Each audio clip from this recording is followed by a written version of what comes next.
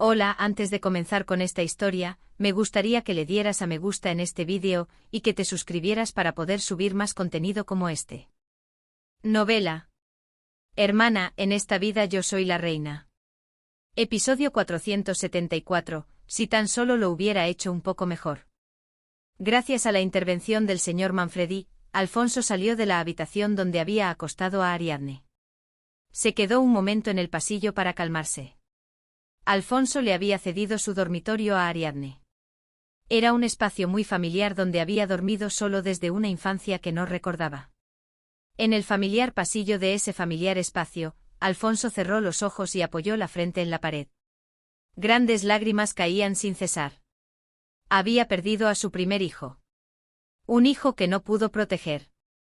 Aunque fingió no importarle frente a Ariadne, era el fruto de su amor que nunca llegó a nacer. Debía haberlo hecho mejor. Habría estado bien si la hubiera seguido inmediatamente después de escuchar que Ariadne había entrado en el Palacio Carlo, si no hubiera pensado ingenuamente que ella había venido a verlo de repente, si no la hubiera enviado sola a Isabella.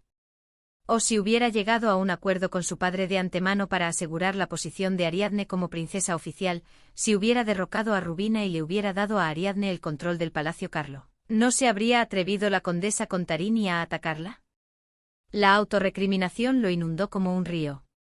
Por supuesto, no solo había tristeza. Ciertamente también había ira. La furia que desató como un tsunami contra Isabella fue un ejemplo. Pero la tristeza por el hecho de que el niño se fue sin llegar al mundo era mayor que la ira hacia quienes dañaron al niño que ni siquiera llegó a nacer. El momento en que castigó a Isabella fue satisfactorio, pero después le siguió un vacío. El vacío crecía cada vez más con el tiempo. Porque ver la sangre de quien fuera no traería de vuelta a su hijo muerto. Solo quedaba la sangre en sus manos, desprendiendo un hedor desagradable. El señor Manfredi inclinó la cabeza en silencio.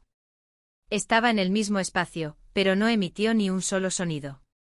Sin embargo, el cardenal de Mare, quien se encontró con Alfonso en el pasillo cuando iba a ver a su hija, era una persona que no estaba acostumbrada a ese tipo de consideración. Ejem. Se escuchó una tos. El príncipe Alfonso, al reconocer la voz de su suegro, levantó la cabeza. Sus ojos eran de un gris azulado, empapados en lágrimas. No tenía fuerzas para ocultarlo.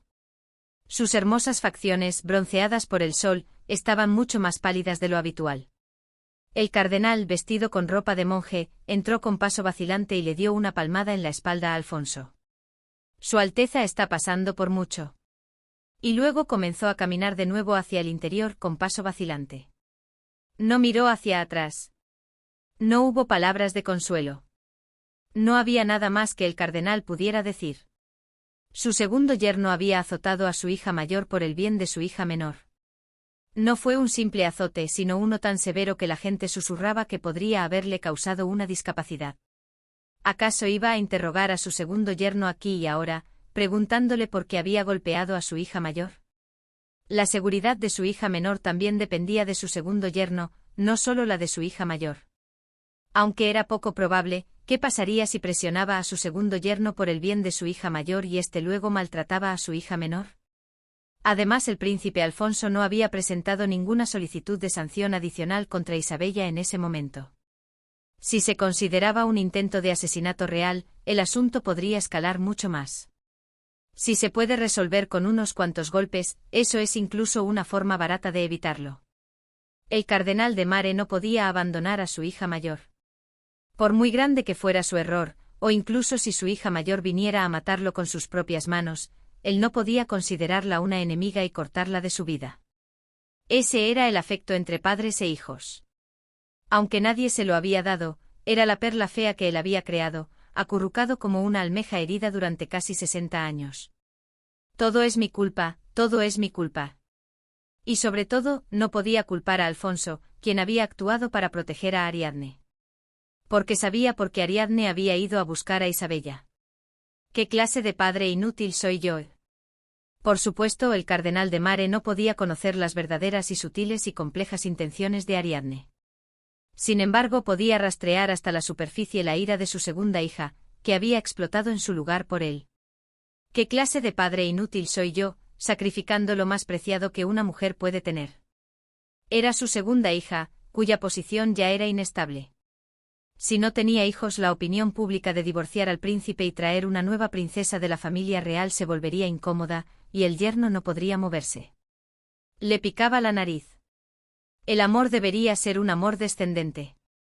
Ariadne no debería protegerlo a él, sino que él debería haber protegido a Ariadne. Cada vez que se sentía enfermo y su mente se nublaba, quería quejarse y pedir que lo cuidaran, que le mostraran piedad filial, pero Simón de Mare se esforzó por no ser así. El cardenal decidió encargarse de sus propios asuntos. No intercedería por Isabella ante Ariadne. Toc, toc. Ariadne se sobresaltó cuando se escuchó un golpe en la puerta de la extraña habitación. Debía ser el cardenal de Mare entrando. De manera similar a como no se atrevía a enfrentar a Alfonso, tampoco quería encontrarse con el cardenal de Mare. Pero no era exactamente lo mismo. En el caso de Alfonso, temía una reprimenda imaginaria, pero con el cardenal estaba luchando contra sus propias expectativas. Temía no escuchar las palabras que deseaba, y si no era exactamente la dulzura adecuada que quería, sentiría aversión, por lo que ni siquiera quería verlo. No era una persona tan débil antes. Ella lo repitió en voz alta a propósito. Era una persona que se fijaba un objetivo y corría hacia él. Una corredora imparable que incluso se usaba a sí misma como herramienta para quemarse por un objetivo. En cambio, una jugadora que se apoderaba de todo lo que se proponía. Por eso, quizás, estaba cansada. La puerta se abrió silenciosamente y su padre entró. Hija. Ariadne inhaló profundamente. Y de su boca salió algo completamente diferente a lo que había pensado. ¿Ha ido a ver a mi hermana? Era un tono tan frío que le costaba creer que hubiera salido de su propia boca. Ariadne se sorprendió de sí misma. El cardenal sonrió incómodo. Negó con la cabeza. ¿Por qué no la recibe? Hija. Dijo el cardenal de Mare con voz débil. Hablemos de otra cosa. Dudó un momento antes de hablar. Hace mucho frío afuera. La gente lleva todos los abrigos. Entre padre e hija no había una vida cotidiana que pudieran compartir. Nunca habían tenido ese tipo de relación. Tampoco tenían recuerdos de la infancia que pudieran rememorar juntos. Los labios de Ariadne se apretaron en una línea. ¿No hace frío en el palacio del príncipe? Hace bastante más frío que en casa. ¿Eso es todo lo que tiene que decirme? Lo siento. Esto fue un giro repentino. Ariadne abrió los ojos de par en par y miró a su padre. Tu padre lo siente. El cardenal de Mare le dijo lentamente a la sorprendida Ariadne. He oído que perdiste a tu hijo. La lentitud de sus palabras se debía puramente a que estaba luchando por encontrar las palabras. Era algo muy raro para el elocuente cardenal.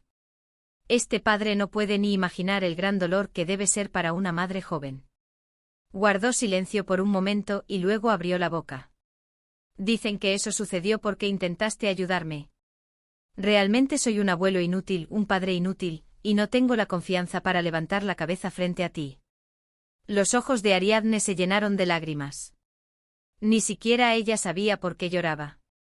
Padre, ¿qué le pasa? El cardenal dijo de repente. Lo prometo. Dijo algo que Ariadne no esperaba en absoluto. No mencionaré a tu hermana frente a ti. El cardenal reafirmó su promesa. Nunca te molestaré con eso. Ariadne en realidad deseaba algo más.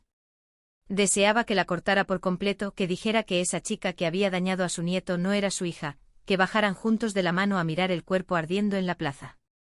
Esa era su verdadera intención. Quería tenerlo todo. Pero el cardenal de Mare, aunque su corazón no podía aceptarlo, su mente sí lo entendía. Además, la situación en la que su padre, quien siempre había estado en lo alto y nunca había mirado hacia atrás, se disculpaba con ella, su hija, era demasiado abrumadora y emotiva. No estaba en condiciones de decir nada más. El anciano cardenal abrazó a su hija. No había nada más que decir. Él solo derramó lágrimas en silencio. Finalmente la hija también abrazó a su padre. Después de que el cardenal de Mare se fue, El señor Bernardino entró y le entregó a Ariadne los regalos de consuelo enviados por personas de todos los ámbitos de la vida. Este es un jarabe de frutas que la condesa Márquez envió, diciendo que es bueno para la salud, y estos son 300 rollos de algodón puro de Cumate enviados por el representante de los comerciantes de Unisola. El señor Dino comenzó a enumerar los regalos que habían llegado primero, y que ya estaban dentro del palacio del príncipe. El algodón puro se usaba mucho para la recuperación. Ariadne se maravilló una vez más de la delicadeza, la rápida respuesta y la gran generosidad del representante Caruso. 300 rollos de algodón puro eran suficientes para reemplazar todas las sábanas del palacio del príncipe. En el caso del algodón de Cumate, si se calculaba por precio, superaba los 200 ducados. La lista de regalos no terminaba ahí. La duquesa viuda Rubina también expresó sus condolencias, y el duque Bianca de Taranto, la princesa Julia Elena, la marquesa de Valdesar, la marquesa de Montefeltro, la marquesa de Chivo, la condesa de Rinaldi. Esta lista eran los artículos que llegaron un poco tarde y no pudieron ser colocados en las habitaciones del príncipe, por lo que fueron almacenados temporalmente en el almacén. Estos fueron organizados limpiamente por el rango de nobleza. La segunda lista mezclaba regalos de personas cercanas y regalos que expresaban posiciones políticas. Entre ellos seguramente habría personas que enviaron regalos tanto a Isabella como a Ariadne.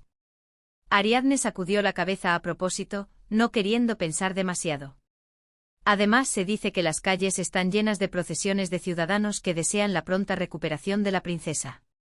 Sí, princesa. Ariadne preguntó sobre algo que le había estado molestando desde hacía un rato. Si es la princesa. ¿Su Majestad el Rey emitió algún edicto al respecto mientras yo estaba inconsciente?